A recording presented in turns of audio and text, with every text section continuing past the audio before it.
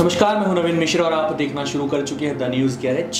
आज हमारे साथ बात करने के लिए मौजूद है आम आदमी पार्टी से मध्य नागपुर के संगठन मंत्री प्रभात अग्रवाल जी। आज हम जिस टॉपिक पे बात करने वाले हैं वो टॉपिक है हेल्थ, क्योंकि दिन पे दिन लोगों की जो एज लाइफ है वो कम होती जा रही है। लोगों का रहन सहन का तरीका बहुत ज़्यादा बदल चुका है, खान पान बदल चुका है, बहुत सारी चीज़ें बदल गई है। इसलिए हेल्थ पे उनके काफ़ी सारे इश्यूज़ हो रहे हैं जिनके कारण लोगों को अपनी जान गंवानी पड़ रही है। इस महत्वपूर्ण टॉपिक पे आज बात करने के लिए हमारे साथ मौजूद है प्रभात अग्रवाल जी। क्या राय है आपकी इस टॉपिक पे? देखिए, हेल्थ को लेकर आज आप कहीं ना कहीं आज पिछले साल भर के अंदर में जितने भी लोग हैं पूरे देश के अंदर में हेल्थ को लेकर विषय चालू है, कोरोना काल चालू है। ये एक साल में हमको ये चीज़ समझ में आ गया है कि हमारा शरीर से बढ़कर हमारे लिए कुछ नहीं। ठीक है, आज जो जितना देख रेख आज एक साल में लोगों में अपने शरीर के प्रति आई है, उसके पीछे उसके ऊपर ध्यान देने को लेकर बोला जाए या हाइजीन को लेकर बोला जाए, इन सारी चीज़ों के ऊपर में आज की तारीख में पूरे देश के अंदर में और या पूरे विश्व में अपन ये बोल सकते हैं कि लोग काफ़ी जागरूक हुए हैं और हाइजीन की तरफ और अपने शरीर को लेकर अपने स्वास्थ्य को लेकर काफ़ी जागरूक हुए हैं। ठीक है, आज जैसे कि आपने स्टार्ट किया कि भाई लोगों की हेल्थ का बोला जाए या लोगों की जो लाइफ एक्सपेक्टेंसी जो रेट है या लोगों की जीवन की जो एक रेट है वो कितने साल जी पा रहे हैं, वो क्यों कम हो रही है, लोग क्यों मर रहे हैं, इसके ऊपर में बातचीत अपन कर रहे हैं। देखिए, इसमें मैं एक बात आपसे कहना चाहूँगा कि हमें ये समझना पड़ेगा कि आज इतनी आकस्मिक मृत्युआं हो रही है। जैसे मैं आपको 2-3 छोटे पॉइंट बताता हूँ कि कोरोना में हमको दिख रहा है कि लोग मर रहे हैं। ठीक है, उनकी गिनती भी हो रही है। कुछ कई जगह पहले गिनतियाँ उसकी सही हो रही थी, अब कहीं पे भी कोई भी सरकार हो, चाहे केंद्र सरकार हो, स्टेट लेवल की हो या नगर पालिका हो, कोई भी सही रिकॉर्ड्स आपको बता नहीं रहे कि कितने लोग मर रहे हैं, पर फिर भी गिनती एक प्रकार की अपन ये बोल सकते हैं हो रही है। इसके अलावा भी आकस्मिक मृत्यु के क्या कारण है, या आप ये बोल सकते हैं कि आकस्मिक मृत्यु है, इसके अलावा भी आकस्मिक मृत्यु के क्या कारण है? सबसे बड़ा कारण है आपका हार्ट अटैक का। अभी रोहित सरदाना जो कि आज तक के प्रमुख एंकरों में से एक थे, उनका 2 दिन पहले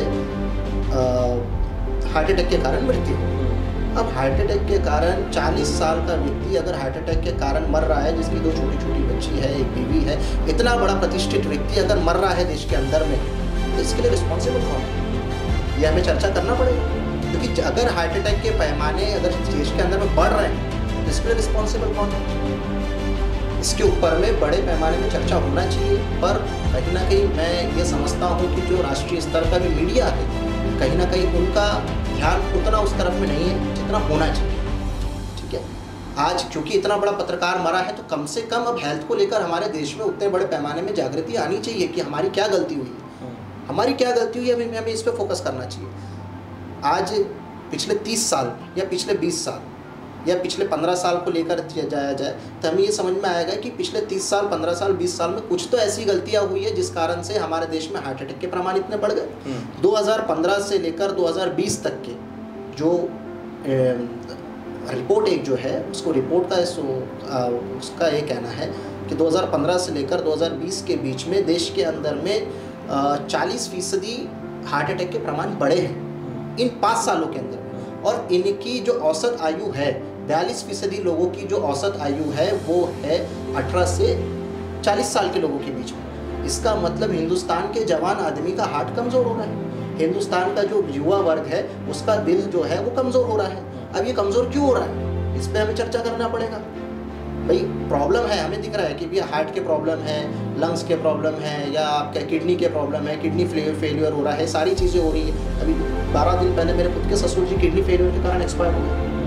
तो ये अकेले वो शख्स नहीं है जो किडनी फेलियर के कारण एक्सपायर हो रहे हैं, उनके जैसे कई हज़ारों लोग हैं जो कि आज डायलिसिस पे अपना जीवन बिता रहे हैं। ठीक है, तो क्या गलती हुई है ये हमें नॉलेज में लाना पड़ेगा कि पिछले 30 साल 35 साल में हमसे क्या गलती हुई है। इसी मुद्दे पे मैं आपके पास आ रहा था प्रभात जी कि पहले ऐसी क्या चीज़ें होती थी जो अब नहीं हो रही हैं, पहले ऐसी क्या चीज़ें होती थी जिसमें अब पूरी तरीके से बदलाव आ गया है, और किस प्रकार से जो पहले चीज़ें होती थी हम उसको फिर सामने लेकर के आ सकते हैं और लोगों की दिनचर्या को, लोगों के रहन सहन को, लोगों के खान पान को हम फिर से ठीक कर सकते हैं और लोग एक स्वस्थ जीवन जिए। उसके लिए लोगों को क्या करना चाहिए?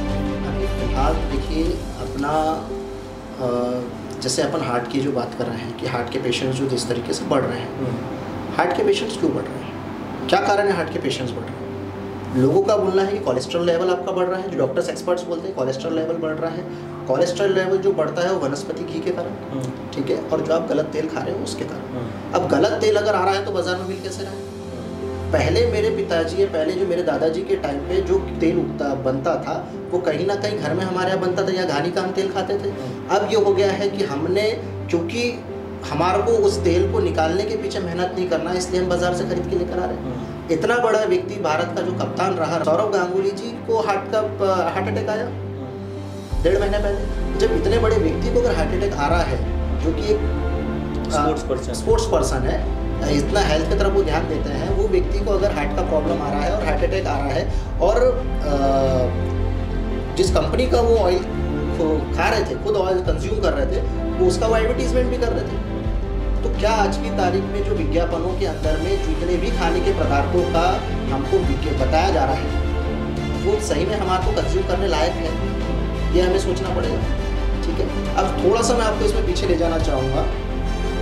एक्चुअल में हमारे साथ में गलती ये हुई है कि हमारा जो भी अच्छी चीज़ें थी, अभी अपन हिंदुस्तानी है, कहीं ना कहीं हमारा एक वैदिक काल से बोला जाए या हमारे एक सनातन सभ्यता से बोला जाए, जो चीज़ें अच्छी थी उन चीज़ों को हमने साइड में रखते हुए कहीं ना कहीं पश्चिमी सभ्यता इस तरीके से अपनाए हैं हमारे खान पान को लेकर, जो कि हमारे लिए गलत साबित हुई।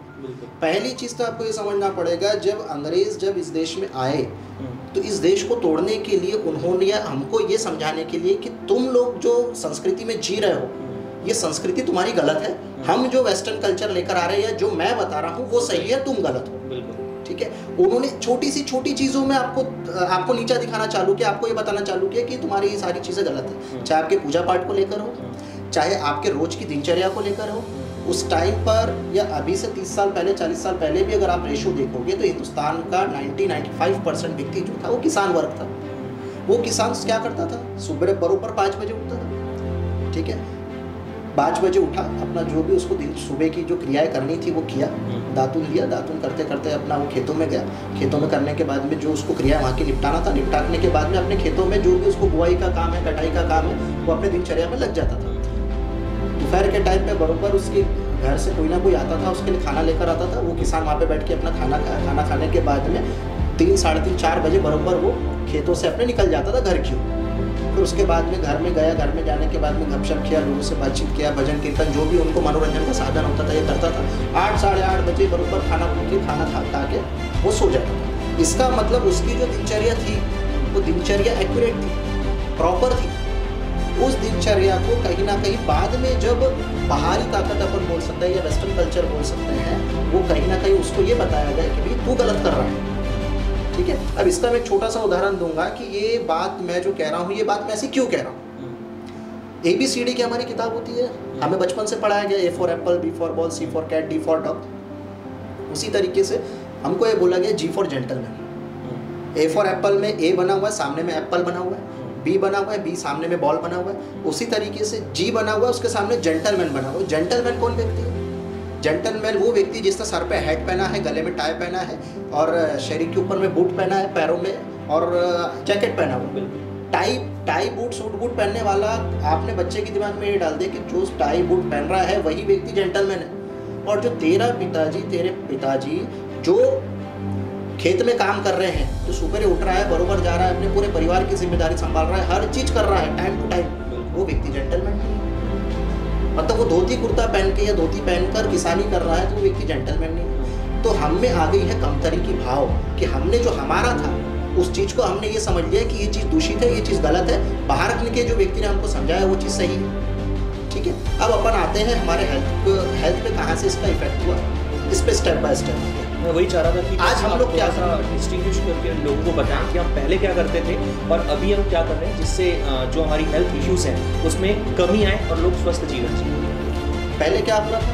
पहले ये होता था हमारे यहाँ का व्यक्ति बरोबर सुबह 5 बजे उठता था या सूरज निकलने के पहले, हमारे ये संस्कार थे, ठीक है। हमारा कल्चर ऐसा था, चाहे कि हिंदू समाज में हो या मुस्लिम समाज में। मुस्लिम समाज का व्यक्ति भी सुबह, उसके इस्लाम में लिखा हुआ है कि बेटा तेरे को 5 वक्त की नमाज पढ़ना है। हिंदू समाज में भी लिखा हुआ है कि तुम्हारे को सुबह उठ के तुम्हारी को आरती करना है, भगवान को पूजा करना है। सुबह उठो, नहाओ धो होते बराबर तुम्हारे को पूजा पाठ करो। सुबह की जो अपन बोलते हैं, सुबह की जो आरती अपन करते हैं वो आरती किए। आरती करने के बाद में तुम्हारी जो दिन की चर्या है वहाँ से चालू हो जाती है। आज क्या हो रहा है? आज 5 बजे तो आजकल का युवा सो रहा है, बिल्कुल रात भर वो पबजी में लगा हुआ है या अपनी किसी न किसी महिला मित्र के साथ में लगा हुआ है। ठीक है, सुबह वो सो रहा है, सुबह वो सोने के बाद में वो उठ रहा है। उठने के बाद में पहले का व्यक्ति क्या करता था? वो उठता था, धरती माता को प्रणाम करता था कि ये धरती माँ, मैं आज दिन भर तेरे ऊपर पैर रखूँगा, मेरे को क्षमा करना, मेरे को माफ़ करना। ठीक है, उसके बाद में अपना वो पानी का लोटा लिया, पानी पिया और उसकी जो सुबह की नित्य क्रियाएं थी उसके लिए निकल गया। हम क्या होता है, हम सुबह उठते बराबर हम पानी पीते हैं। पानी किस चीज़ से पी रहे हैं? हम पी रहे प्लास्टिक के बॉटल से।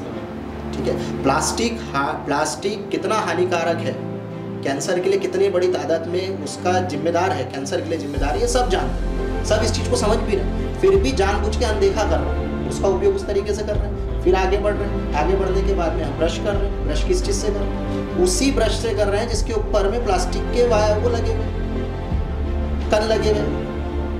बारीक से बारीक, माइनर से माइनर जो उसके कण होंगे वो आपके कहीं ना कहीं, आप जब ब्रशिंग कर रहे हो तो आपके पेट में जा रहे हैं। ठीक है, और दूसरी ओर आपके मेरे 2 पीढ़ी के पहले के लोग क्या करते थे? दांतों में करते थे। ठीक है, उस वक्त जो अंग्रेज थी या उस वक्त जो हमारी कोलगेट कंपनी बोला जाए या बाकी लोग कंपनी बोला जाए, आपको ये बोलती थी कि भैया ये मत करो, ये कोलगेट, ये मत करो, ये कोलगेट करो। कोलगेट अच्छी चीज़ है। ये क्या तुम नीम से कर रहे हो? ये क्या तुम कोयले से दांत घस रहे हो? या ये तुम क्या नमक से दांत घस रहे हो? आज 2 पीढ़ी बाद हमको ये सुनने के लिए मिलता है, वही कोलगेट हमसे पूछ रहा है तुम्हारे टूथपेस्ट में नमक है क्या, तुम्हारे टूथपेस्ट में कोयला है क्या, तुम्हारे टूथपेस्ट में नीम है क्या। मतलब 2 पीढ़ी पहले मेरे पिताजी जो कर रहे थे वो सही कर रहे थे, तुमने आके मेरे को बेवकूफ़ बनाया। आज समस्या जो अपन बात कर रहे हैं कि ये पानी के विषय में अपन बात कर रहे हैं कि ये पानी जब तक कि उसका TDS नहीं नापते तो हमको ये बोला जाता है कि ये पानी अशुद्ध है। कैंट जो पानी पिला रहा वही सही है, या एक्वागार्ड जो पानी पिला रहा वही सही है। मतलब इतने हजारों सालों से जो हिंदुस्तान में जो व्यक्ति पानी पी रहा है वो बेवकूफ़ था। ये पानी पीने के बाद में इंसान की जो हेल्थ है वो खराब हो रही है, मरने वालों की संख्या ज़्यादा बढ़ रही है, उसकी इम्यूनिटी पावर जो अपन जो बात चल रहे हैं। किसी इंसान को उस पानी की आदत लग जाए और वो दूसरा पानी पी ले बिना एक्वागार्ड और बिना कैंट वाला, शायद उसकी तबीयत खराब हो जाए। बिल्कुल तबीयत खराब होती है, क्योंकि आप देखिए जो आप कोई भी एक्वागार्ड से आप पानी पीजिए उसमें एक अलग टेस्ट होता है। ठीक है, उसका ये बोला जाता है कि ये फिल्टर करने के कारण ऐसा टेस्ट आया। देखिए मेरे हिसाब से ये बहुत बड़ा एक प्रकार से बोल सकते हैं कि एक साजिश जिसको बोल सकते हैं। ठीक है, कि अब ये एक्वागार्ड आपको लगाने की ज़रूरत क्यों? जो लोगों ने एक्वागार्ड लगाया उनको लगाने की ज़रूरत क्यों पड़ी? पहले लोग कुएं का पानी पीते थे। ठीक है, कुएं कहीं ना कहीं ख़राब हुए, गटर लाइन के पानी उसके अंदर मिलने लगा। ठीक है, या कहीं ना कहीं लोगों ने ये बोला कि भाई आपका जो पानी है ये दूषित है, एक्वागार्ड का पानी पियो। ठीक है, मेरे हिसाब से मेरा जो ये लॉजिक ये कहता है कि बाजार के हिसाब से उत्पादन नहीं बनाया जाता, उत्पादन के हिसाब से बाजार तैयार किए जा रहे हैं। ठीक है, अब उत्पादन के हिसाब से बाजार कैसे बनाए जा रहे हैं? एडवर्टीजमेंट करके। ठीक है, आज से कुछ साल पहले ये बोला गया कि आप जो पानी पी रहे हो ये गलत पानी पी रहे हो। ठीक है, आप ये एक्वागार्ड का पानी पियो। अब ये क्यों ना माना जाए कि इन जितनी भी कंपनीज है एक्वागार्ड, अभी एक्वागार्ड में पैसा किसका लगा है? ये कंपनीज को क्यों प्रमोट किया जा रहा है? क्यों? इनके पॉलिटिकल कनेक्शंस है, चाहे कोई भी राजनीतिक बड़ा दल हो, उसको पॉलिटिकली प्रमोट करके या उसको पीछे के रास्ते से प्रमोट करके एक्वागार्ड को प्रमोट किया गया। ठीक है, वो एक्वागार्ड को प्रमोट करने के बाद में आपको ये बोला गया कि भैया ये पानी अच्छा है, जो तू कुएं का पानी पी रहा है वो गलत है, इसको मत पी।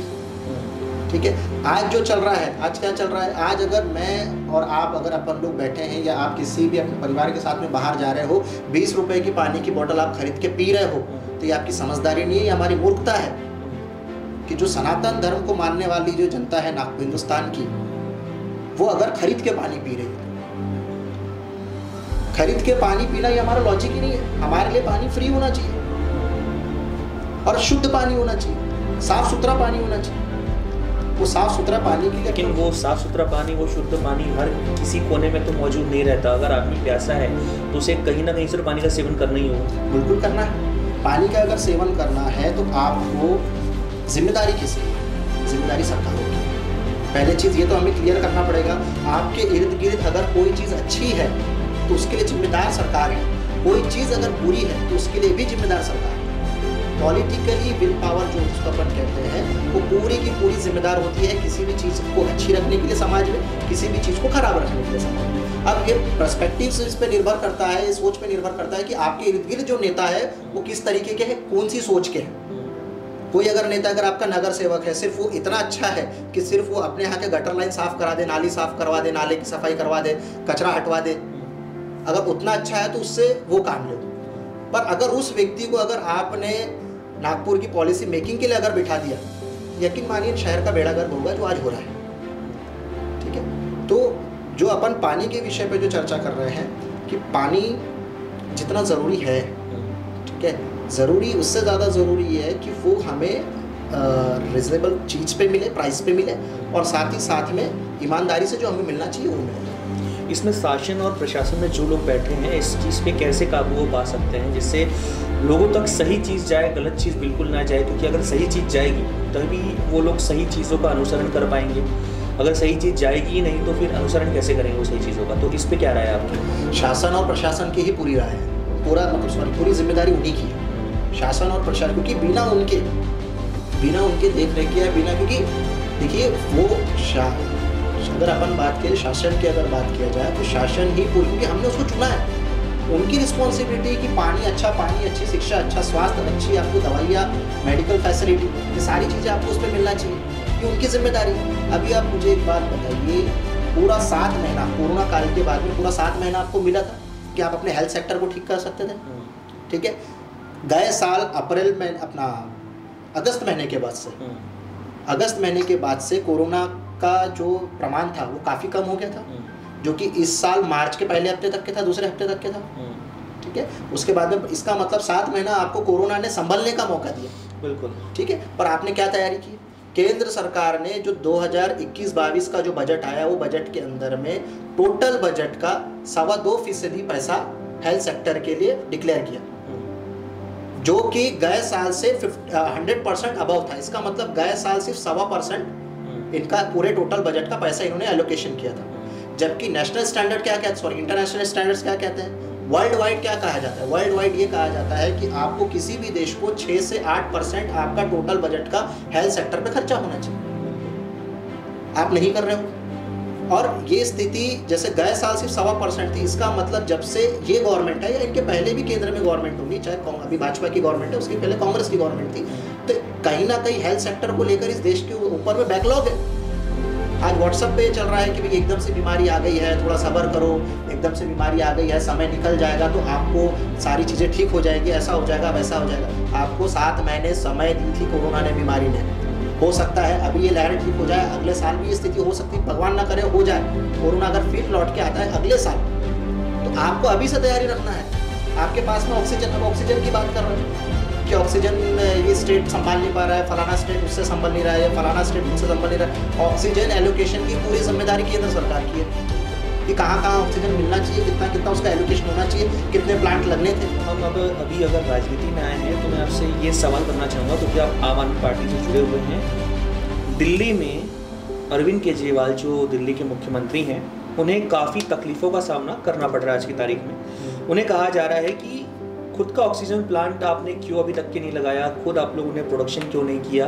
तो इस प्रकार की तकलीफ़ों का सामना फिलहाल आम आदमी पार्टी की जो सरकार है वहाँ पर दिल्ली में उनको फेस करना पड़ रहा है। इस बारे में आप क्या कहना चाहेंगे? राघव चड्ढा है विधायक है दिल्ली से, उनका बयान था कि दिल्ली में एक भी ऑक्सीजन प्लांट शुरू से नहीं है और अभी तक एक भी प्लांट नहीं है। दुर्गापुर से और अलग अलग जगह से, पानीपत से ऑक्सीजन सिलेंडर आते हैं, तब जाकर के हम लोग दिल्ली के जो मरीज़ हैं उनको सिलेंडर प्रोवाइड कर पा रहे हैं। अगर वो हमें नहीं देंगे तो हम प्रोवाइड कैसे करेंगे? तो इसमें आपकी क्या राय है, आप क्या कहना चाहेंगे इस बारे में? ऑक्सीजन का जो विषय है, पहले तो अपने को समझना पड़ेगा। दिल्ली जो है, दिल्ली हाफ स्टेट है, पूरा स्टेट नहीं है। उसमें कुछ हिस्सों में जो प्रशासन का जो काम होता है, शासन का जो काम होता है, वो केंद्र सरकार के अधीन है। ठीक है, इसके अलावा ऑक्सीजन सप्लाई का जो विषय, जैसे मैंने आपको बताया कि ऑल ओवर इंडिया के अंदर में ऑक्सीजन के मशीनरीज कहाँ लगेंगी या ऑक्सीजन के प्लांट्स कहाँ लगेंगे, वो केंद्र सरकार के अधीन है। ठीक है, इसके बावजूद भी जहाँ पर ऑलरेडी एग्जिस्टिंग चालू है, ऑक्सीजन प्लांट्स चालू है, वहाँ से केंद्र सरकार से अरविंद जी ने मांग किया, जिस डिबेट जिसमें उस दिन जो मीटिंग हुई थी जिसका लाइव प्रसारण अरविंद जी ने कर दिया था, उसमें ये मांग की है कि भाई जब 700 टन ऑक्सीजन की हमको ज़रूरत है, मिनिमम बताया कि उनको मिनिमम 480 टन अगर मिल जाए तो वो लोग उसमें सरवाइव कर सकते हैं, लेकिन 480 टन भी उन्हें नहीं मिल रहा है। तकरीबन 250 से पौने 300 टन के आसपास उन्हें ऑक्सीजन मिल रहा है, जिसमें सरवाइव करना बहुत मुश्किल हो रहा है। तो ये केंद्र सरकार की जिम्मेदारी है। आज ऑल ओवर इंडिया के अंदर में अगर मैं छोटा सा उदाहरण देता हूँ, ये विषय महाराष्ट्र के ऊपर में भी आया था। उद्धव ठाकरे जी ने जब केंद्र सरकार में फ़ोन किया, पीएमओ में फ़ोन किया कि मुझे पीएम साहब से बात करना है, पीएम साहब का मेरे को समय चाहिए बात करने के लिए, ऑक्सीजन महाराष्ट्र में ज़रूरत है, तो उनको ये जवाब मिला कि मोदी साहब रैलियों में बिजी है, जो कि सही था कि रैली में बिजी है। पूरा का पूरा एक बंगाल जीतने के लिए आपने पूरे देश को जला दिया। ये सत्यता है आज की तारीख में। इतिहास लिखने वाले अगर लिखेंगे तो ये ज़रूर लिखेंगे कि एक बंगाल बचाने के लिए आपने पूरा देश जलाया। यही स्थिति केरला की हुई, यही स्थिति बाकी जगहों की भी हुई कि बाकी लोगों ने भी ऑक्सीजन मांगा, बाकी जिन्होंने मांगा बाद में क्योंकि राजनीतिक मजबूरियाँ थे उन्होंने उनको प्रोवाइड कर दिया, पर दिल्ली को जितनी ज़रूरत आज भी है ऑक्सीजन ये दे नहीं रहे, ऑक्सीजन दिल्ली की जनता को मिल नहीं रही, जिसके कारण मौतों का आंकड़ा वहाँ पे बढ़ रहा है। और ये इल्ज़ाम लगाया जा रहा है दिल्ली सरकार के ऊपर में कि तुमने लोगों को मरने देगा या तुमसे दिल्ली नहीं संभल रही। जितना हेल्थ सेक्टर के ऊपर में दिल्ली गवर्नमेंट खर्चा कर रही है,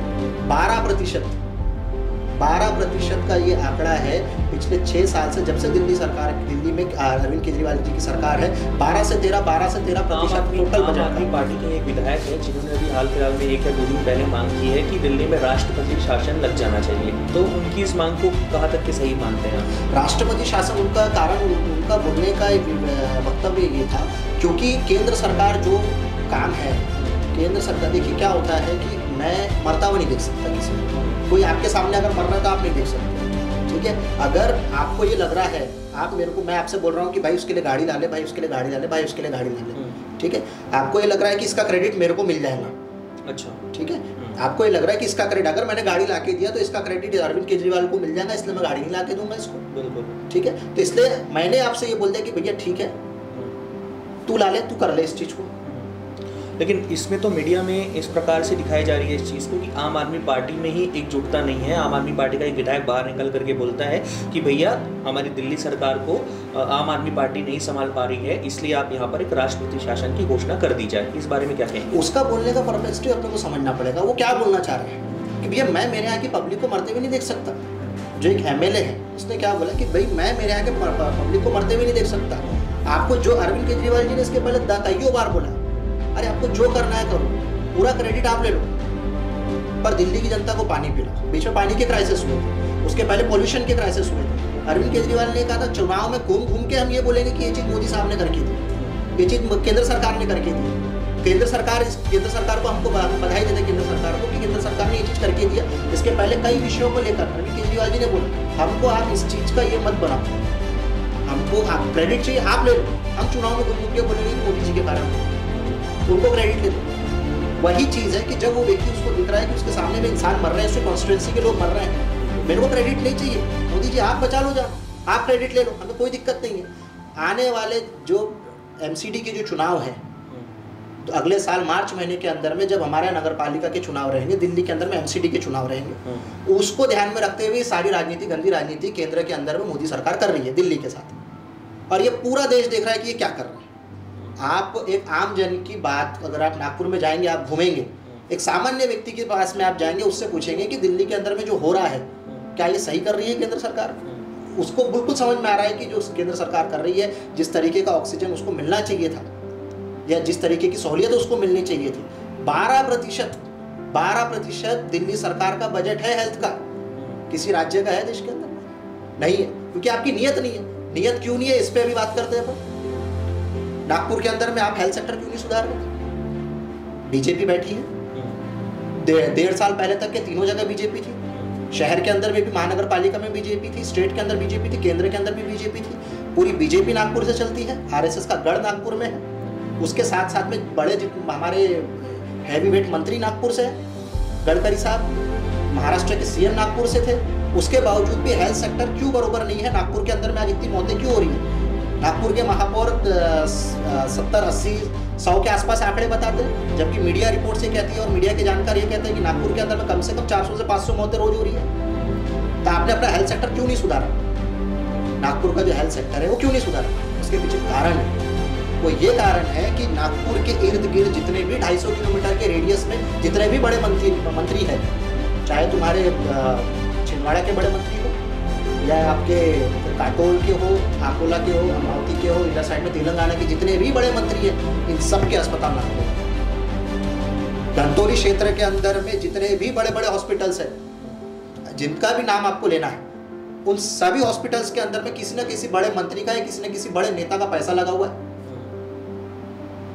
हमने जो बात की है कि उत्पादन के हिसाब से बाजार नहीं बनाया जा रहा, ये जो बाजार बना हुआ है हेल्थ सेक्टर का, उसके हिसाब से उत्पादन तैयार किए जा रहे हैं, ग्राहक बनाए जा रहे हैं। आज कोई भी ग्राहक, कोई भी अगर पेशेंट है, उसको ये बोला जा रहा है कि पहले लाख रुपए डिपॉजिट रख, फिर उसके बाद में तेरे को एडमिशन देंगे। ये गैर कानूनी है, ये गैर कानूनी है। पर जब इतने बड़े बड़े मंत्री यहाँ पे होने के बावजूद भी अगर ये चीज हो रही है तो ये लोग क्या कर रहे हैं? सबसे बड़ा प्रश्न अभी ये सवाल खड़ा होता है इनके सामने। चाहे नितिन गडकरी हो, ये लोग क्या कर रहे हैं? भाई आपके नाम पे तो पूरे देश में आपका नाम है कि भाई आप विकास पुरुष हो, विकास पुरुष हो। नागपुर को तो विनाश कर दिया। विनाश पुरुष की अगर उपाधि दी जाएगी तो आप ही को दी जाएगी। अगर देखा जाए तो रेमडेसिविर का प्लांट अभी वर्धा में लगाया गया है, जो कि केंद्रीय मंत्री नितिन गडकरी द्वारा लगाया गया है। उसके बाद ऑक्सीजन की जो टैंकर्स आए हैं वो भी उन्हीं के प्रयास से सामने आए हैं। तो ऐसा एकदम से कहना कि वो कुछ नहीं कर रहे हैं इस बारे में, तो ये कहना शायद थोड़ा सा गलत हो सकता है। लेकिन आपकी जो राय है, आप अपनी राय अपनी तरफ से रख सकते हैं, लेकिन अगर आप राय रख रहे हैं तो हो सकता है कि इसमें कुछ ना कुछ सच्चाई जरूर सामने आए। तो उस सच्चाई के बारे में आप क्या कहना चाहते हैं? 7 महीने से कोरोना काल, जब आपको पता था कि ये अभी ये लोग कर रहे हैं, क्या होता है हमारे साथ में तकलीफ ही यही है कि जब हमको प्यास लगती तब हम कुआं खोदने बैठते। 7 महीने से आप सो रहे थे। नितिन गडकरी साहब 7 महीने से क्या कर रहे थे? केंद्र सरकार 7 महीने से क्या कर रहे थे? क्यों आपने उतने बड़े पैमाने में बेड्स नहीं बनाए? क्यों आपने उतने बड़े पैमाने में वेंटिलेटर का मैन्युफैक्चरिंग शुरू नहीं किया? आपको ये पता था कि कोरोना में मरते हुए व्यक्ति को ऑक्सीजन सिलेंडर की जरूरत पड़ती है, क्यों उतने ऑक्सीजन सिलेंडर्स की आपने व्यवस्था नहीं की? आपकी नियत नहीं थी। आपकी नियत इसलिए नहीं थी क्योंकि यहाँ पे जो हॉस्पिटल्स बने हुए हैं, ये हॉस्पिटल्स आपके मंत्रियों के हैं, आपके लोगों के हैं। क्या कांग्रेसियों को पता नहीं है कि मेडिट्रीना हॉस्पिटल किसका है? क्या वोघाट में किसका पैसा लगा है किसी को पता नहीं?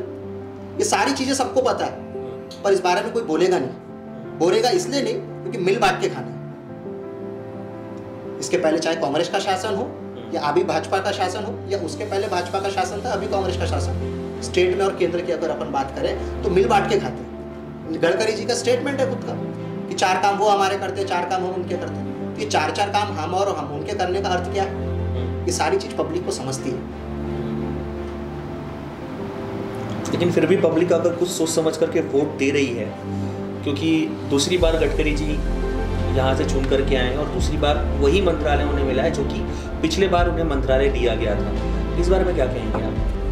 गए बार का जो विषय था, जैसे आपने बताया, इसके पहले हमारे 4 बार से सांसद मुत्तेमवार जी थे। ठीक है, 20 साल मुत्तेमवार जी का शासन, मुत्तेमवार जी नागपुर से सांसद थे। इसके बाद में गडकरी जी को नागपुर की जनता ने चुना। ठीक है, गडकरी जी के अपोज में, गडकरी जी के विरोध में बोला जाए, कौन सा चेहरा था? नागपुर कहीं ना कहीं जनता को ये लगता है, कहीं ना कहीं जनता को समझ में आता है कि भाई जब ये व्यक्ति आने वाला नहीं है, ये व्यक्ति नहीं आ सकता, इस कारण से वो व्यक्ति है। आपको अगर ये समझना पड़ेगा, आपको अगर ये कहीं ना कहीं अगर ये लोगों को ये पर्सपेक्टिव है, ये सोच है कि मोदी लहर है देश में, मोदी लहर नहीं थी, कांग्रेस विरोध लहर थी। कांग्रेस विरोध लहर में जो पब्लिक को दिखा कि ये व्यक्ति ठीक है तो उन्होंने उनको चुन कर दिया।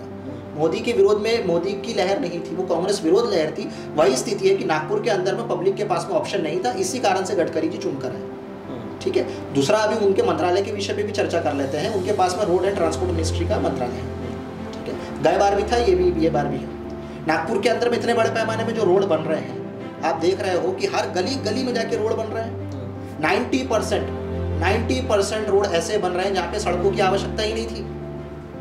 ऐसी सड़कें इन्होंने नागपुर के अंदर में बनाए। बने हुए रोड थे, उसे बने हुए रोड बनाया गया। कई जगह बने हुए रोड थे, कई जगह, और उसमें भी 20% ही रोडों को इन्होंने तोड़कर बनाया, जबकि कायदा ये बोलता है कि अगर आप कोई नई सड़क बना रहे हो तो पुरानी सड़क आपको तोड़नी है।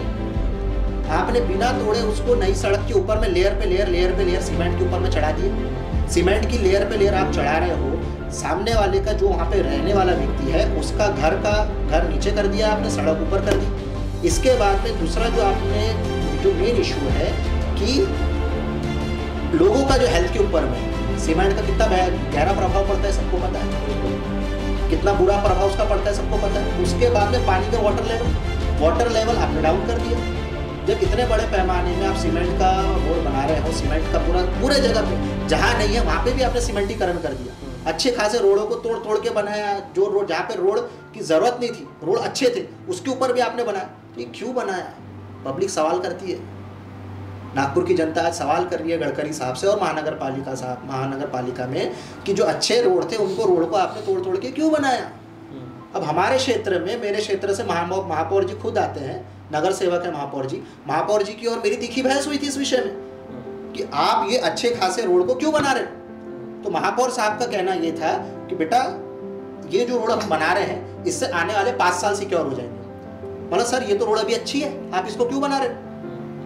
नहीं, अपने 5 साल इससे सिक्योर हो जाएंगे। मतलब आपको ये 5 साल सिक्योर करना है ना, तो ये 5 साल आज से 2 साल बाद आप सिक्योर कर लो, तो आज की तुलना में 7 साल सिक्योर हो जाएंगे। तू मुजोरी कर रहा है, उनका कहना था तुम मुजोरी कर रहे। लेकिन ऐसे में अगर देखा जाए तो सरकारें या फिर प्रशासन काम करे तो भी मुश्किल होगा, फिर ना करे फिर भी मुश्किल होगा। तो लोग सोचते हैं और पॉलिटिशियंस ये सोचते हैं कि हम काम करते जाएं ताकि जनता को दिखती जाए वो चीज़ कि हम काम कर रहे हैं। ऐसे काम करने के बाद में भी अगर सवाल उठाए जाएंगे तो फिर वो कहाँ जाएंगे? बिल्कुल काम करिए। मैं मेरी बात कंप्लीट कर लेता पहले। महापौर साहब से जब बहस मेरी चल रही थी तो मैंने उनसे कहा कि ये मेरी टी शर्ट है, ठीक है, ये टी शर्ट में अगर छेद हो जाए तो मैं पूरी टी शर्ट बदलूंगा कि छेद को रफू करूंगा? मैं छेद को रफू करूंगा। उसी तरीके से अगर कहीं सड़क अगर टूटी भी है, पूरी सड़क में अगर 100 मीटर की सड़क है, 200 मीटर की सड़क है, 500 मीटर की सड़क है, और 500 मीटर की सड़क पे अगर 2 जगह गड्ढे हैं तो उसको रफू करने की जरूरत है। आपको पूरी सड़क को करके वोट करने की बदलने की जरूरत नहीं है। आप क्या कर रहे हो? आप वेस्ट ऑफ मनी कर रहे हो, आप वेस्ट पैसे का बर्बादी कर रहे हो। 2700 करोड़ रुपया महानगर पालिका का बजट था, कितना पैसा इन्होंने उसके ऊपर में लगाया, सड़कों के निर्माण पे लगाया। वो पैसा बचाकर आप अपना हेल्थ सेक्टर सुधार सकते थे, आप अपनी शिक्षा व्यवस्था सुधार सकते थे। आज अपनी शिक्षा व्यवस्था आप सुधार सकते थे, जो कि शिक्षा के ऊपर आप ध्यान नहीं दे रहे हो। पूरे शहर की जितने भी सरकारी स्कूल आप बंद कर रहे हो, बंद करके कहीं ना कहीं मेट्रो को दे रहे हो। एक पीढ़ी पहले आप सरकारी स्कूल में हो सकता है पढ़े नहीं पढ़े मुझे नहीं पता, इसके पहले मेरे बड़े भाई जो थे वो सरकारी स्कूल में पढ़े मान लो, ठीक है। तो इसका मतलब मेरे पिताजी को मेरे भाई के लिए पैसा खर्चा करने की जरूरत नहीं थी शिक्षक पे।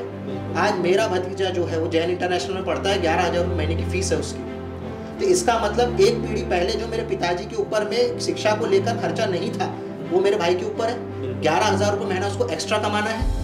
ये जो पैसा इन्होंने सड़कों पे बर्बाद किया, अगर शहर की शिक्षा व्यवस्था अगर ये सुधार लेते या शिक्षा व्यवस्था सुधारने पे ध्यान देते। 15 साल आपने शासन किया है, 15 साल कंप्लीट हो जाएंगे इस दिसंबर में, जनवरी में। आपने हेल्थ सेक्टर पे क्या काम किया, आपने शिक्षा व्यवस्था पे क्या काम किया। अगर हेल्थ सेक्टर पे अगर काम करते, आज ये छोटे छोटे अस्पताल क्यों नहीं है महानगर पालिका? 2700 करोड़ का बजट है आपका, कई छोटे छोटे मोहल्ला क्लिनिक आप बना सकते थे। बना रहे हैं, वही मैं आपके पास आ रहा था। अब 75 मोहल्ला क्लिनिक और अस्पतालों की जो सेवाएं चालू करने की बात थी, लेकिन कोरोना एकदम से सडनली बीच में आ गया, इसलिए उस कार्य को रोक दिया गया बीच में अभी। लेकिन जो महापौर जी ने घोषणा की है शायद, तो मैं आपको बताना चाहूँगा कि जैसे आपने सवाल उठाया इस चीज़ के ऊपर, तो बनाया जा रहा है उस चीज़ को, इस बारे में क्या कहेंगे? यही मेरा सवाल है, 15 साल से आपने क्यों नहीं किया? 15 साल मिला आपको, 15 साल मतलब आपने एक पीढ़ी बर्बाद कर दी शहर की। अभी तक क्या आपने क्या किया? वो जो मोहल्ला क्लिनिक का जो कॉन्सेप्ट है, नागपुर के जितने भी कुछ शिक्षा अपना टीचर्स थे और जो हेल्थ सेक्टर के लोग थे, इन्होंने दिल्ली मॉडल देखने भेजा कि भाई केंद्र दिल्ली के अंदर में जो केजरीवाल जी ने किया है वो देख कर आओ। अब दिल्ली के अंदर में खुद भाजपा ही कहते हैं कि आम आदमी पार्टी ने कोई काम नहीं किया, और यहीं से भाजपा के लोग जाते हैं दिल्ली सरकार का काम देखने के लिए। तो बोले आपस में डिसाइड कर लो कि हमने काम किया कि नहीं किया। अगर हमने काम नहीं किया रहता तो दिल्ली की जनता हमको 62 सीटें वापस देकर नहीं भेजती, और वो दिल्ली मॉडल पूरे विश्व में प्रसिद्ध नहीं होता। आज मुझे एक बात बताइए, जो ऑक्सीजन का जो विषय चल रहा है, वो ऑक्सीजन देने के लिए दिल्ली सरकार को फ्रांस की सरकार देने के लिए आगे बढ़ी है कि हम देंगे आपको। फ्रांस की जनता, फ्रांस की सरकार ये बोली, दुबई भी आ गया है, तो वो डायरेक्ट केंद्र सरकार को अप्रोच ना करते हुए दिल्ली सरकार को अप्रोच क्यों कर रहे हैं? क्योंकि दिल्ली सरकार का उन्होंने काम देखा है, दिल्ली सरकार की स्कूलें उन्होंने विजिट की है, दिल्ली सरकार ने जिस तरीके से वहाँ पे स्कूलें बनाए हैं, प्रेसिडेंट ट्रम्प की जो वाईफाई वो दिल्ली सरकार की स्कूलें देखी। जो एमसीडी की स्कूल नहीं दिखाया, जो भाजपा के अंतर्गत आती है या केंद्र के अंतर्गत आने वाली उसको क्यों नहीं दिखाया, ट्रम्प की वाइफ को क्यों नहीं दिखाया, प्रेसिडेंट ट्रम्प की वाइफ को? क्योंकि आपके पास दिखाने के लिए कुछ है ही नहीं, आपने कुछ काम ही नहीं किया। वही स्थिति आज नागपुर की है। अभी ये जो अस्पताल बनेंगे, ये अस्पताल ये बन रहे हैं, वो कब बनेंगे वो इनको पता, ठीक है, जो तैयारी ये कर रहे हैं। मौजूदा जो हॉस्पिटल्स है या मौजूदा जो क्लिनिक है उनको आप अपग्रेड कर लो। आज हेल्थ सेक्टर के अंदर में इंफ्रास्ट्रक्चर कुछ बना हुआ है शहर के अंदर, ठीक है, वो इंफ्रास्ट्रक्चर को अगर आप प्रॉपरली कर लोगे, वो इंफ्रास्ट्रक्चर को आप ढंग से अगर कर लोगे तो उतना भी कोरोना काल में पर्याप्त होता, पर आपकी नियत ही नहीं थी। भाई अगर अच्छे लोग, ईमानदार लोगों को अगर आप पॉलिसी मेकिंग के काम में लगाओगे, ठीक है, अगर आप महापौर के पद पे बैठे हो तो पॉलिसी मेकिंग का काम आपको उस तरीके का आना चाहिए। ऐसा नहीं कि हम किसी को भी महापौर के पद पे बिठा दें। दयाशंकर जी बहुत वरिष्ठ है, उनका आदर है हमारे मन में, ठीक है, पर जिस पद पे वो बैठे हैं उस पद की गरिमा रखते हुए उनको आगे बढ़ना है। उन पे सवाल करेंगे, सवाल हर कोई करेगा क्योंकि आप उस पद पे बैठे। हमारा भी जो आकलन है, हम जो कह रहे हैं कि भाई आपने जो ये जो काम किए ये पहले क्यों नहीं किए। बात तो यही है ना कि 7 महीने आप क्या कर रहे थे। आप अभी हर फेसबुक 2-4 दिन में आप फेसबुक पे लाइव आ जाते हो। फेसबुक पे लाइव नहीं आना है, आपका काम फेसबुक पे लाइव आने का नहीं है। आपका काम ये 7 महीने में हेल्थ सेक्टर को ठीक करने का था। आप एक स्कूल बना रहे हो। लेकिन इस कोरोना काल में हर किसी तक की तो नहीं पहुंचाया जा सकता, क्योंकि लोगों को सोशल डिस्टेंसिंग का भी पालन करना है ऐसे समय में। तो वो हो सकता है कि वो ये सोच रहे हो कि सोशल मीडिया के माध्यम से लोगों तक की पहुंचा जाए और जन जागरूकता फैलाई जाए। बिल्कुल फैलाई जाए, ठीक है। मेरा सवाल फिर वही है, 7 महीने आपने क्या किया? 7 महीने में सारी चीजें आप कर सकते थे। एक ईमानदार अधिकारी को आपने भगाया शहर के अंदर, क्या बोलकर भगाया कि हमारी बात नहीं सुन रहा, ठीक है, मेरी बात नहीं सुन रहा। सर कैसे सुनेंगे आपकी बात और क्यों सुनेंगे आपकी बात? आपने जो काम लेकर आए हो, आपने जो बिल लेकर आए हो, आप जब मेरे को ही नहीं पट रहा, मेरे मोहल्ले वालों को नहीं पट रहा, उनके खुद की कॉन्स्टिट्यूएंसी की जो जनता है, संतरा मार्केट मारवाड़ी चाल की जो जनता है, वो खुद मानती है कि उनके घरों के सामने जो सड़क बनी है वो अननेसेसरी सड़क बनी है, उन सड़क की जरूरत नहीं थी, वेस्ट ऑफ मनी है। यही सोच उनके पूरी कॉन्स्टिट्यूएंसी के लोगों की है, यही सोच पूरे नागपुर के पब्लिक की है कि उनके घरों के सामने की जो सड़क बनी, उस पैसे से अस्पताल अच्छे बनाए जा सकते थे, उस पैसे से रेमडेसिविर लाया जा सकता था, उस पैसे से ऑक्सीजन की व्यवस्था की जा सकती थी, अच्छी शिक्षा व्यवस्था की आपको एक चीज़ मैं और बताना चाहूँगा कि बीच में खबर आई थी कि मानकापुर इंडोर स्टेडियम जो है वहाँ पर महापौर जी ने तकरीबन 500 बेड बनवाने की घोषणा की थी। उस घोषणा को पालक मंत्री ने अपने तरफ ले लिया और मैं इस काम को कर रहा हूँ, इस काम को मैं अंजाम दूंगा। ऐसा करते करते आज तकरीबन उस घोषणा को किए हुए 20 से 25 दिन हो गए हैं, लेकिन आज तक के वहाँ पर इंडोर स्टेडियम में एक बेड भी नहीं लगा है। अगर इस प्रकार की राजनीति होगी तो ऐसे में आम जनता कहाँ जाएगी, क्योंकि जान तो आम जनता को ही गंवानी पड़ रही है। इस बारे में क्या कहेंगे? तो भैया आम जनता तो दोनों ही पॉलिटिकल पार्टीज के लिए, जैसे मैंने आपको बताया कि दोनों ही पॉलिटिकल पार्टीज के लोगों के जो पैसा लगा हुआ है इस धनतोली क्षेत्र में लगा हुआ है, जो कि हॉस्पिटल की मंडी आप बोल सकते हैं। ये मंडी में पेशेंट पहुंचना चाहिए, उसके लिए माहौल आपको बनाना पड़ेगा। तो माहौल किस तरीके से बनाना पड़ेगा? जब लोगों को बेड अवेलेबल नहीं रहेंगे, ऑक्सीजन सिलेंडर्स अवेलेबल नहीं रहेंगे, रेमडेसिविर दवाई अवेलेबल नहीं रहेगी, जब ये सारी चीज़ें अवेलेबल नहीं रहेंगी तभी तो पब्लिक वहाँ जाएगी ना। जब कोरोना के डोज बन के तैयार थे जनवरी महीने में, दिसंबर महीने में, लोगों ने, सरकार ने एडवर्टीजमेंट करा, भरपूर एडवर्टीजमेंट करा कि डोज लगाओ, डोज लगाओ, डोज लगाओ, नहीं लगाया। अब लोग डोज लगा रहे हैं, क्यों? डर पैदा हुआ, वापस से एक मार्केट तैयार हुआ कि नहीं भैया डोज अपने को लगाना पड़ेगा, नहीं तो मेरी जान को खतरा है। केंद्र सरकार ने घोषणा की कि 1 मई के बाद से 18 साल से ऊपर के लोग और 44 साल मतलब 45 साल से नीचे के लोगों को वैक्सीनेशन किया जाएगा। लेकिन महाराष्ट्र सरकार ने ये क्लियर कर दिया कि भैया हम वैक्सीनेशन अभी 18 साल से ऊपर और 45 साल के नीचे लोगों को नहीं कर सकते, क्योंकि हमारे पास में कोटा कम है। कोटा कम क्यों हुआ? क्योंकि केंद्र सरकार जो वैक्सीनेशन है वो प्रॉपर तरीके से सप्लाई नहीं कर पा रही है महाराष्ट्र सरकार को। इसमें भी भुगतना पड़ रहा है आम जनता को। तो इसमें आप क्या कहेंगे? देखिए केंद्र सरकार पूरी तरीके से, देखिए मेरे को तो ये भी डर है आने वाले समय में 15-20 दिन बोला जाए, महीना 2 महीने के अंदर में महाराष्ट्र की सरकार रहती कि नहीं रहती।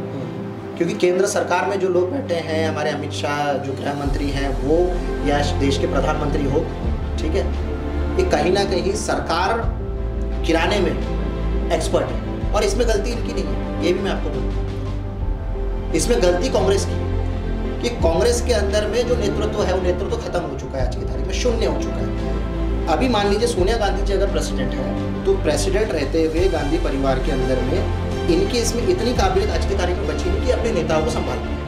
ठीक है, चाहे वो आज के पद पे अगर मान लीजिए सोनिया गांधी जी बैठे हो या राहुल गांधी बैठे हो या कल चल के प्रियंका गांधी भी बैठे, ये तीनों भी अगर बैठे तो इनके साथ में तकलीफ ये है कि अपने नेताओं को संभाल नहीं पा रहे। इनके नेता एक समय के बाद में पब्लिक का वोट लेने के बाद में, चुनाव जीतने के बाद में पलट जाता है। बिल्कुल ऐसे 7 राज्य हैं 2017 से लेकर अभी तक के, ऐसे 7 राज्य हैं जहां पर आज की तारीख में कांग्रेस की सरकार रहना चाहिए था पर बीजेपी की सरकार। सबसे बड़ा उदाहरण मध्य प्रदेश है। जब कोरोना की शुरुआत हुई थी, ऐसे टाइम पे एक इंसानियत के नाते अगर कहा जाए तो कहना बिल्कुल गलत नहीं होगा कि उस टाइम पे कोरोना अपने पीक पीरियड में आ रहा था, मार्च के समय जो पिछले साल था।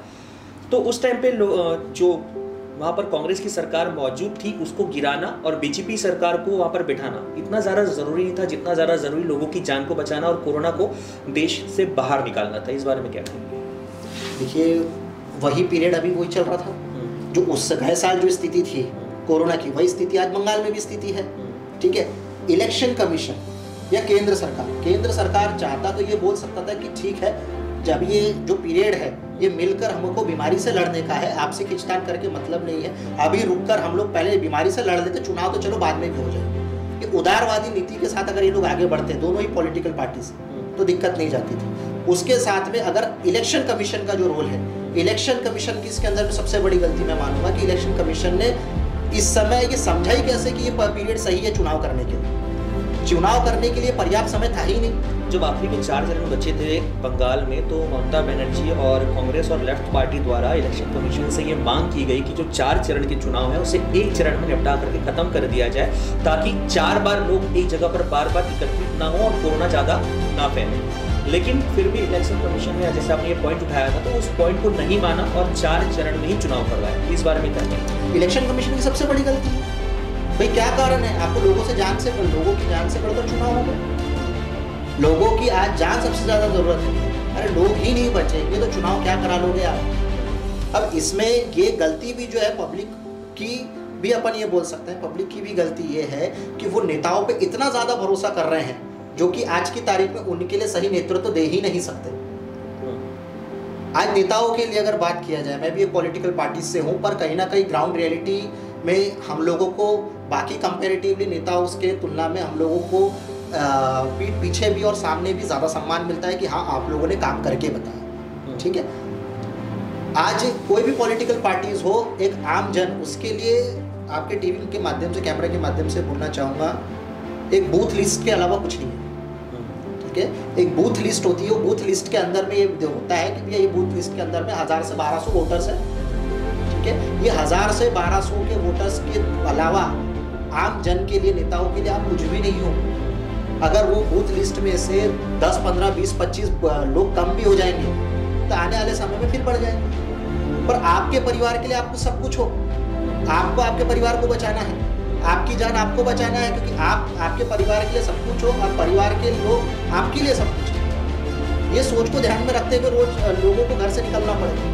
क्योंकि सरकार जो है, सरकार के लिए आप सिर्फ एक बूथ लिस्ट के अलावा, एक आंकड़े के अलावा, आप सिर्फ एक आंकड़ा हो, फलाना number 34 number, 35 number, 304 number, 211 number. अगर कहा जाए कि ऐसे समय में, जैसे आपने कहा कि सरकार के लिए आप सिर्फ एक आंकड़ा हो, एक बूथ लिस्ट हो और कुछ भी नहीं हो, तो ऐसे समय अगर ये कहा जाए कि आम आदमी को अपनी जान की रक्षा, अपने परिवार की जान की रक्षा और अपने रिश्तेदारों की जान की रक्षा स्वयं ही करनी है, तो ऐसा कहना बिल्कुल गलत नहीं होगा। बिल्कुल सही कह रहे हैं आप। आपको खुद को ही करना है। सरकार अब, क्योंकि सरकार के कंट्रोल के बाहर जा चुकी है चीज़ें। ठीक है, आज मुझे एक बात बताइए, शहर के अंदर में हमारे 12 MLA हैं। ठीक है, हमारे 150 के आसपास हमारे नगर सेवक हैं, उसके अलावा 2 हमारे सांसद हैं, उसके अलावा राज्यसभा से सांसद हैं, विकास महात्मे जी है। ये तीनों जो लोग हैं, ये लोग आज कहाँ हैं? ये नगर सेवक कहाँ हैं? आज सबसे ज़्यादा पब्लिक को किसकी ज़रूरत है? सभी नगर सेवकों की ज़रूरत है, उनके विधायकों की ज़रूरत है, उनके सांसदों की ज़रूरत है। ये सारे के सारे लोग कहाँ हैं? ये बात बिल्कुल सही है कि चुनाव के टाइम पे आप अपनी बूथ लगाओगे, चुनाव के टाइम पे आप गली गली में बैठोगे, लोग गली गली में आपके यहाँ आएंगे। आज कोई भी व्यक्ति आपके टाइम पास में क्यों नहीं आ रहा है पूछने के लिए कि तेरे घर में क्या तकलीफ है बता, तेरे घर में कोई पॉजिटिव तो नहीं है ये बता। अभी नागपुर में तो सरकार नहीं है, प्रशासन में, महानगर पालिका में, लेकिन दिल्ली में सरकार है। क्या आम आदमी पार्टी इस प्रकार का कार्य दिल्ली में कर रही है? आम आदमी पार्टी जिस तरीके का कार्य कर रहे हैं उस पर भी जरा कुछ अपन पॉइंट्स पे बात कर लेते हैं। कोरोना काल के अंदर में जितने भी लोग हैं, अभी जैसे मैं आपको बताता हूँ, हमारे जो हेल्थ मिनिस्टर है सत्येंद्र जैन, उनके पिताजी परसों एक्सपायर हो गए कोरोना के कारण। अरविंद केजरीवाल जी की खुद की जो वाइफ है उनकी भी तबीयत सीरियस है, ठीक है। अब इसके ऊपर में मीडिया का ध्यान है नहीं है, पता नहीं। अब कोरोना उनके घरों तक के पहुंचा है, उनके खुद के घर के लोग पीड़ित हैं। वैसे ही आम आदमी पार्टी के जितने भी वहाँ पे नगर सेवक बोला जाए या विधायक बोला जाए, खुद अपनी जान की जोखिम में डालकर गली गली जा रहे हैं, क्योंकि दिल्ली जो है कॉन्स्टिट्यूएंसी के हिसाब से या क्षेत्रफल के हिसाब से। आपका कहना यह है कि जो आम आदमी पार्टी है दिल्ली में मौजूद, राज्य सरकार में भी, और कुछ नगर सेवक भी है वहाँ पर, तो वो लोग गली गली तक के जा रहे हैं, लोगों के घरों तक के जा रहे हैं, और जो आप सेवाएं यहाँ पर देने बोल रहे हैं नागपुर शहर में, वो सेवाएं वहाँ पर वो लोग दे रहे हैं। जी जी, आगे आप क्या कहना चाहेंगे इस बारे में? आप जैसे कुछ कह रहे थे, मैंने आपको बीच में काटा, तो आप कंटिन्यू करिए। इसके अंदर में जो वैक्सीनेशन का जो विषय है, वैक्सीन कैसे किस तरीके से लगाना है, क्या लगाना है, क्या है एक्चुअल में अभी क्या हो गया है, नागपुर में जो इंफ्रास्ट्रक्चर का जो प्रॉब्लम जा रहा है, वैक्सीनेशन करने के लिए आप मेयो मेडिकल के ऊपर में निर्भर नहीं हो सकते। वैक्सीनेशन करने के लिए आपको छोटे छोटे स्पॉट्स आप अब बना रहे हो कि भाई किसी स्कूल में आप वैक्सीनेशन करा रहे हो, या किसी दूसरे कोई ब्लॉक ले लिया, किसी से किराए पे ले लिया, वहाँ पे आप वैक्सीनेशन करा रहे हो। दिल्ली में ये सारी चीज़ें ऑलरेडी पहले से ऑर्गेनाइज थी। अब वो ऑर्गेनाइज किस तरीके से थी, इस पर भी अपन चर्चा कर लेते हैं। दिल्ली गवर्नमेंट ने क्या किया, आते बराबर, सबसे पहले आते बराबर जब इनकी सरकार बनी, दिल्ली में जब अपनी सरकार बनी, सरकार बनते बराबर हेल्थ का और शिक्षा का जो बजट था वो डबल कर दिया, डबल से ज़्यादा कर दिया, आप ये बोल सकते हैं, ठीक है। अब वो बजट को डबल करते बराबर मोहल्ला क्लिनिक का एक पैटर्न लेकर आया, पॉली क्लिनिक का एक पैटर्न लेकर आया, और जो बड़े अस्पताल रहेंगे उसका एक पैटर्न लेकर आया। आज क्योंकि अब देखा जाए तो नागपुर के अंदर में बड़े दो अस्पताल है सरकारी, मेयो है मेडिकल। सरकारी व्यक्ति को कुछ भी अगर होता है या आम जन को कुछ भी होता है, बीमारी होती है, तो वो कहाँ जाता है, मेयो जाता है, मेडिकल जाता है। अभी तकलीफ ये है कि कैंसर का जो पेशेंट है वो भी मेयो मेडिकल जा रहा है, जिसको बुखार सर दर्द है वो भी मेयो मेडिकल जाता है, जिसको कोरोना है वो भी मेयो मेडिकल जाता है। बड़ी से लेके छोटी कोई भी बीमारी रहे या कुछ भी जांच कराना रहे, कुछ भी रहे, हेल्थ से रिलेटेड कुछ भी फंक्शन उसका रहे, तो उसको मेयो मेडिकल जाता है। बिल्कुल दिल्ली के अंदर में पूरा क्राइटेरिया डिवाइड कर दिया। अगर तुमको बुखार सर्दी खांसी छोटी बीमारी है तो तुमको मोहल्ला क्लिनिक में जाना है, तुम्हारा अगर पैर फ्रैक्चर है तो तुमको पॉली क्लिनिक में जाना है, तुम्हारा पैर कट के अगर अलग है तो तुम्हारे को बड़े अस्पताल में जाना है। तो इस कारण से ये ऑलरेडी इंफ्रास्ट्रक्चर रेडी था। ये रेडी होने के कारण आपको जो वैक्सीनेशन का जो इश्यू जा रहा है, वैक्सीनेशन के लिए आपको जाना कहाँ है, तो मोहल्ले के लोगों को पता है कि फलाने मोहल्ला क्लिनिक में मेरे को जाना है वैक्सीनेशन के लिए। अब समस्या ये जा रही है दिल्ली के अंदर में कि जिस तरीके से वैक्सीनेशन का काम बोला जाए या ऑक्सीजन का काम बोला जाए, दिल्ली के काम को डिस्टर्ब करने की काम चल रहा है केंद्र सरकार के द्वारा, कि दिल्ली के काम को कितना डिस्टर्ब किया जाए, कितना इस सरकार को नीचा बताया जाए, कितना इस सरकार को तकलीफ बताया जाए। अब एक छोटा सा पॉइंट मैं उठाना चाहता हूँ। आपकी दोनों सरकारों से आज की तारीख में अपन ये पूछ सकते हैं कि जो पिछले 1.5 महीने से नागपुर की पब्लिक की, नागपुर के व्यापारियों की दुकानें बंद है, नागपुर के व्यापारियों की दुकानें बंद है, पर फिर भी उनको बिजली का बिल आएगा। ये 1 अप्रैल को बिजली का रेट बढ़ाया गया 20%, उसके पहले गए साल 30% बढ़ाया गया था, जो मेरी जानकारी है, हो सकता है मैं गलत हूँ, पर 20% बढ़ाया गया। जब 20% बढ़ाया गया, आपको ये दिख रहा है कि गए साल भी कोरोना काल था, इस साल भी कोरोना काल है। कोरोना काल में जब लोगों की आमदनी नहीं है, लोगों के पास में पैसा नहीं है, तो आपको बिजली का रेट इतना क्यों बढ़ा? उसी तरीके से अभी 1.5 महीना अगर लोगों के पास में पैसा नहीं रहेगा, वो जब दुकानदारी से वो पैसा ले ही नहीं रहा, कमा ही नहीं रहा, पैसा ही नहीं कमा पा रहा, उसका बिल वो कहाँ से भरेगा? कि सरकार इसके ऊपर जवाब दे पाएगी कि सरकार उन लोगों का बिल माफ़ करेगी? सरकार नहीं करेगी। अब यही फ़र्क है दिल्ली गवर्नमेंट और नागपुर की गवर्नमेंट में, कि दिल्ली सरकार के अंदर में ये सारे बिल माफ़ कर किए जा रहे हैं। आपका जितना जल रहा है 200 यूनिट तो वैसे ही फ्री है।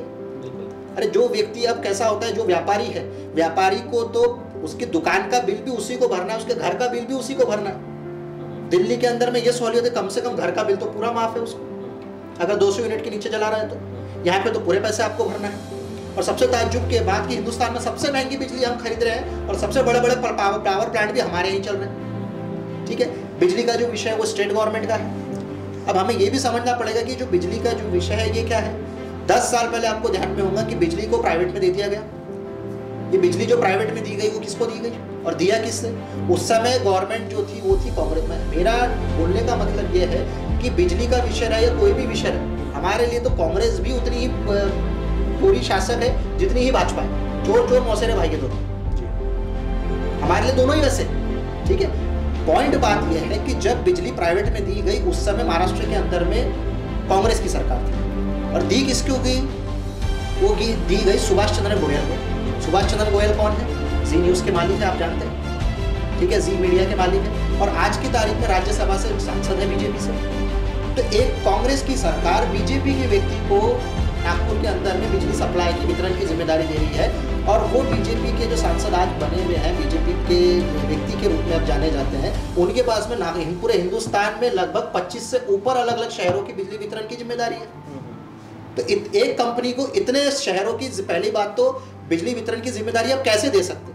क्या उसका कोई क्राइटेरिया आपने तय किया? हम अगर बिजली भी ना जाते हुए फिलहाल अगर हेल्थ पे ही बात करें फिलहाल, क्योंकि आज की तारीख में हेल्थ इशू बहुत बढ़ा हुआ है, तो मैं आखिरी में और संक्षिप्त में आपसे बस यही जानना चाहूँगा, और मैं ये आपसे निवेदन करना चाहूँगा कि हमारे दर्शकों को भी आप ये बताने की कृपा करें कि कैसे अपने स्वास्थ्य को वो लोग सही रूप से ढाल सकते हैं और कैसे अपने परिवार को और अपने आप को बचा सकते हैं। हेल्थ को लेकर देखिए, आज की तारीख में सबसे पहले तो अगर अपन इसकी बात करें, क्या बोलते कोरोना काल की बात करें, तो वैक्सीनेशन लगाना ज़रूरी है। वैक्सीनेशन लगवाइए। सेकेंड चीज़, या पुराने टाइम पे मतलब आज से 40-50 साल पहले, 30 साल पहले जो लोग जैसे अपना जीवन जीते आए थे, अगर वो आज की जो पीढ़ी है वो भी ऐसे ही जीवन जिए जैसे पहले के लोग जीते थे, तो क्या कुछ हेल्थ में सुधार हो सकता है? बिल्कुल, ये सारी संभावनाएं हैं। आपको अपनी दिनचर्या सुधारना पड़ेगा, आपको रात में सोते वक्त आपको मोबाइल को आपसे दूर रखना पड़ेगा, आपको ये आदत बनाना पड़ेगा।